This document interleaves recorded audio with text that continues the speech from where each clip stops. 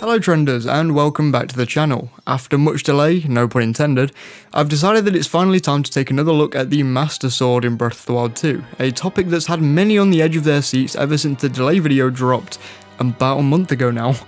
The Master Sword has been a staple in every single Zelda game ever since A Link to the Past, and it's existed for a very similar purpose in pretty much every single mainline entry, with Breath of the Wild being the main outlier I can think of. While other swords are canon in the Zelda timeline, some examples being the Four Sword, the Great Fairy Sword, the Big Auron Sword, the Goddess Sword, Phantom and Locomo's swords, there is only one single sword that even rivals the sheer power of the Master Sword. That being the fierce deity's great sword, meaning that only the sword of a god can go toe to toe with the Master Sword. All of this to say that the Master Sword is extremely powerful and can wipe out pretty much anything that's thrown at it, hence the name, the sword that seals the darkness. The Master Sword was forged long ago by a hero whose name has been forgotten by the time that Breath of the Wild has rolled around. Forged by a hero who would become the standard for courage needed to wield the weapon. Many heroes since then have stood the test of time. Finally, Breath of the Wild came along and it was time to see how the Hero of Wilds paired with the sword, and we'll talk about that a bit later on. But today I want to take a look at the Master Sword over the years and how it could act in Breath of the Wild 2, especially as it seems to be broken in a sense in the next game. Before we get into the video, if you enjoy, then please do subscribe, as we're actually getting very close to that 3,000 subscriber goal that I wanted to hit by the end of the year.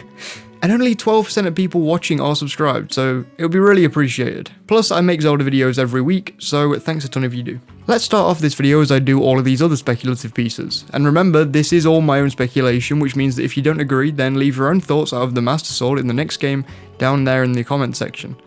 But I'll be going through the sword in the 3D games before Breath of the Wild and the part I had to play. So by the time the Ocarina of Time released, we were given our first true look at the Master Sword in a 3D game. Or the entirety of a Hyrule Kingdom in a 3D game for that matter. A game that would be seen as one of the best gaming has to offer for years to come. So how did the sword play into the game in Ocarina of Time? Well, you're told of its existence a few times and you're told that you'll need it to truly defeat Ganondorf. Past that, the main significance of the sword in that specific story is that whenever you pull it from its pedestal, the time moves forward 7 whole years.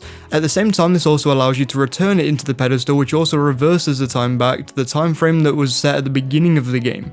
This means that young Link can't use the Master Sword, meaning that you can only use the sword for certain sections of the game, further highlighting the power of the sword itself. You can switch between time frames using the sword in that game. This is kinda similar to Link to the Past, though in that game time travel didn't lean on the sword, though the main idea behind the Master Sword started in that original SNES classic. The sword continued to be used in extremely similar ways since then, usually more similarly to the use in Link to the Past, with this sword being a very large part of the story and a part of the hero's journey, but not doing that much gameplay wise, with very few outliers. The sword wasn't seen in Majora's Mask, but it made a triumphant return in Wind Waker, and came back for Twilight Princess again. In both games, the sword had similar purposes. It was there simply to make Link even stronger. It had a pretty small story presence in the grand scheme of things, and while you still felt like a badass picking the sword up for the first time, it wasn't quite as meaningful as in Ocarina of Time. Though Wind Waker did have the hero powering up the Master Sword, as we'd see once again at the very beginning of the timeline. In Skyward Sword, the sword is forged from the Goddess Sword, Fi's Sword, however you say her name, I'm not judging. Meaning that it played a large role in a lot of ways. It's the reason why the plot moves forward for the entirety of the second half of Skyward Sword, though it doesn't do much else apart from slowly growing power levels all over time. Then with Breath of the Wild, everything seemed to change again. Now the Master Sword is in the game, but you're only told about it pretty late into the main game's actual story. In fact, the first time I stumbled into Korok Forest, I wasn't even that sure that the sword was going to be playable in the game down to lore implications to do with the battle 100 years ago. So you can be sure that I was pretty darn surprised when I ran into the pedestal and attempted to try and pull out the sword for the first time, before promptly dying because I had like nowhere near enough hearts to actually take and use the sword. Along with this difference in finding the sword, especially knowing that you could just avoid it if you wanted to, the sword is massively debuffed in the literal sense from the past Zelda games. If Twilight Princess's Master Sword came to Breath of the Wild's world, or any other Master Sword really, you'd expect it to do a lot more damage than 30. Not to mention its energy wears out. Overall the sword was cool to use, but the implementation of durability on the sword and the fact that the base sword, not counting DLC, wasn't anywhere near as strong as those at the top of the attack scaling definitely made people think that the sword needed a buff in the next game. And I think we could be getting that. I probably know what you're thinking about now. How does he think that the sword will be getting a buff in the next game? So far, the only thing that we know about the Master Sword in Breath of the Wild 2 is that it's going to be broken presumably at the start of the game, or whatever this is, because I'm not even sure that you can call it broken at this point. This says to me that story-wise, the sword will play a pretty large role. I think we're much more in line for having a Master Sword that is needed to take down Ganondorf. A sword to be evil's bane and to actually seal the darkness. The fact that one of the first cutscenes we've seen of Breath of the Wild 2 so far being a cutscene about the Master Sword, and the fact that they've shown us this specifically, probably means that we'll be getting a Master Sword that drives the story again. And I believe that by the end of the game, we'll be seeing the single most powerful version of the weapon yet. I think more than likely we'll start with the Master Sword. My guess is that whatever happens to set off the story, and in the process the sword is snatched and broken by Ganondorf.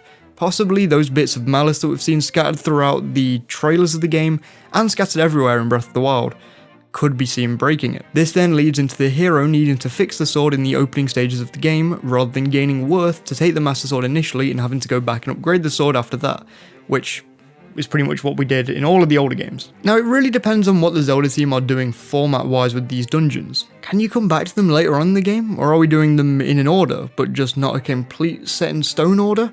For now we don't really know, but I guess we'll know soon enough. I mean, the game's probably only about a year out by now. If we are having to find the Master Sword after it being lost in the opening cutscene, then I'd suspect it'd be somewhere in the sky rather than being in the usual overworld that we've seen in trailers. That'd be a great motivation to search your surroundings in the next game and to search a brand new open world. Though I don't need much motivation, I'm still stoked that we're even getting sky exploration. It's literally one of the 3 things I wanted from the next game most.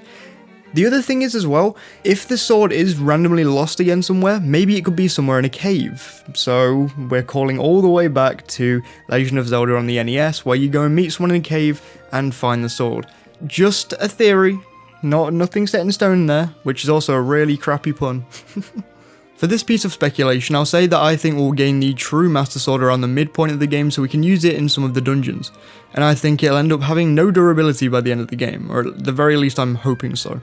Even if it would feel a little weird balancing wise to randomly have the game throw one weapon that doesn't have any durability, as in, you don't have to think about it being durable or not, unless most weapons don't have durability, though that's a topic for a very different day. I'm honestly expecting the next game to be a big callback to Skyward Sword or the original, as we've seen through trailers and concepts, which also means I think we'll be searching around for Sacred Flames or something of a similar nature at the very beginning of the game. If that ends up being the case, then I think it will pack a pretty cool punch when you end up acquiring the true form Master Sword. Of course, the other thing to discuss is if Fi or Fi will be in the game. I'm really not sure. Fi was alluded to a couple times in the original game, so it's possible that they go all out and introduce Fi to the hero again, just to make the ending of Skyward Sword that much more impactful. But I'm just not sure if the Zelda team will want to go through with it. I'd love Fi to come back though, as long as they're not as annoying as in the original non-remastered version of Skyward Sword.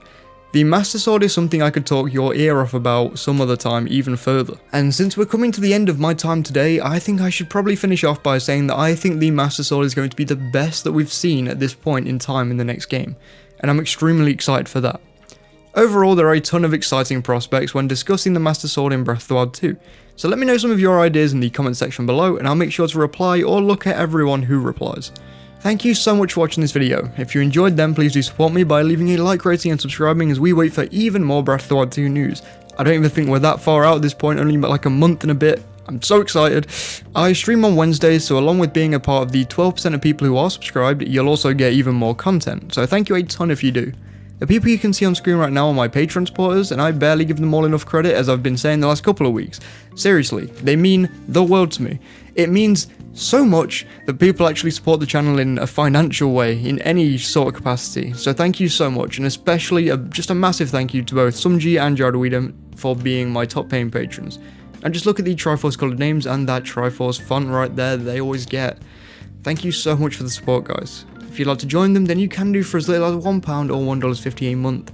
The link to my Patreon is in the description, and along with that link is the link to the rest of my media platforms, so please do follow me on them to keep in touch with me. Again, thank you so much for watching this video. I hope you enjoyed, and I'll see you on Wednesday for a stream, if you have your notifications on anyway and would like to watch, but otherwise I'll see you on Sunday. Please do stay safe.